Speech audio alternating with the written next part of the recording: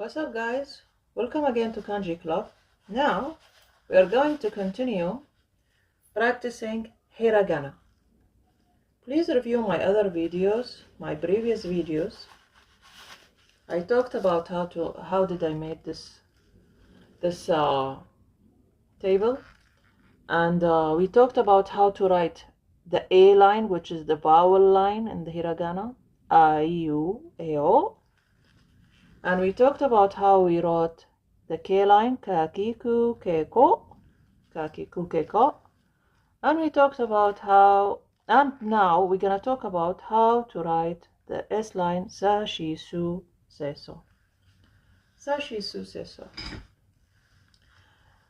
This method, I deal with the hiragana as if I'm dealing with kanjis.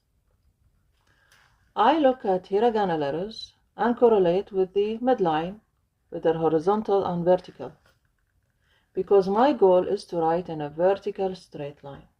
Okay, you can write in a horizontal straight line, it's up to you, but I prefer to write from up to down, vertical straight line. So now I have this, the horizontal and the vertical line. We're going to start writing the sa. Sa. Sa, as I said, you can write it with the circle, or you can write it this way. Please refer to my previous videos. Doesn't matter. So first stroke, second stroke, and third. But you can write it like this. Now, you start almost in the near to the horizontal line, 2/3 to 1/3, around 2/3 to 1/3. Okay, then you start with the midline with this stroke. Once you cross the horizontal line in this way, you're gonna bend, you're gonna change the direction to write the last stroke. Now you can see, if we want to practice on this, how the midlines are arranged in correlation with this sa. First we write it, the midline should be somewhere here, because it's almost touching the midline, the first stroke, almost touching the midline, and this side of the stroke is a little bit below the midline, so it's somewhere here. And then the upper stroke is touching the second stroke, and this one is crossing the second stroke. So you can see now, every time you try to write sa, you have these dimensions in your mind, and you can correlate between the sizes, because we need to write using the right proportion. So if you write in a small handwriting or a large handwriting, the proportion will be always the same. Now, she, we are done with sa. Now she is a parallel, straight parallel line, and then a small, and then you bend it, almost like have a circle. Okay, you can say like you can divide this half a circle in half and half. Okay, so if we need to practice on this one, we need to put the circle somehow here. We need to put the straight line somewhere here. Okay, and then we're gonna take the midline in almost in the middle of this half a circle. Okay, now going to su. So it's really slim, very slim. When you write it down, you remember when we talked about the shapes? Anyway, we're gonna talk about the su. So it gives the impression of upside down triangle. Upside down triangle, let's put the dimensions. horizontal and vertical. We start with this stroke, 2/3, almost, if you notice, 2/3 to 1/3, almost. And then the second stroke is almost touching the whole midline. Now, this small circle is more a triangle on a circle. It's not a fully circle. It's almost like a triangle on a circle. I don't mind if you write it like more a circle, but my goal is a straight vertical line.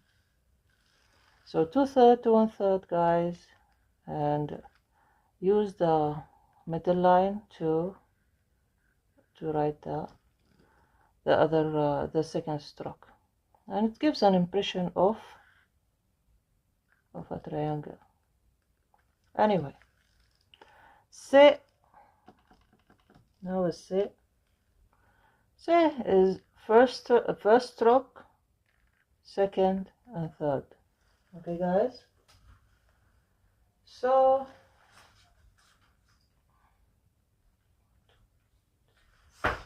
first, 2 and 3. First stroke, second stroke, and third stroke. Now, if you notice here, this stroke, as if it's divided into thirds. Okay, so this third, you have the first, second third, you have the first third, second third. This way you keep the proportion right. And if you notice where to stop this, you look as if there is a straight line from this stroke going down. So when you write this stroke, you know where to stop. As if there is imaginary line, you stop at it. Okay? And you can practice the same way as we did with the previous. Okay, you put the dimensions, and you write the first stroke. After the first third, your second stroke, and then the second third, the second stroke, and you stop with the imaginary line that comes from this stroke. Okay, guys. Now the so you start by crossing the midline, then the sharp drop to the side, and then again a line, oblique line. If you notice here, they are parallel actually. Look carefully, and you're gonna see they are parallel, right? And if you notice, the midline controls, here it across, and it controls this side of this, the side of this half a circle. So midline does have an effect on to make this shape. And on top of that, you just, when you cross, when you make the second line, it's a little bit longer than the first line. You don't go beyond, just a little bit longer. So if there's an imaginary line here, just a little bit longer. Why I care about this? Because if there is an imaginary line here, I'm going to write it this is beyond, a little bit beyond the imaginary line, and then it will go back to the midline, to the imaginary line again. You see this?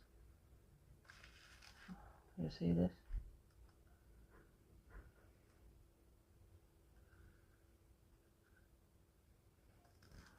So guys, I hope you can see what do I mean. I hope you can use these techniques It's gonna help you a lot, really. And just a small note about the small, the small two lines that we mentioned before that change the pronunciation.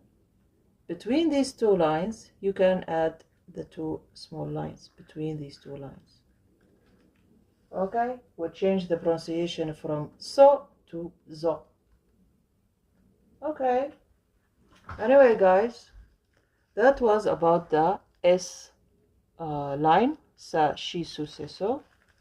Please try it at home and let me know if this was useful to you or if you use different methods. Okay, I hope you can share your points with me. Then next time we're gonna talk about the na line, the N line. Okay, guys, the T line.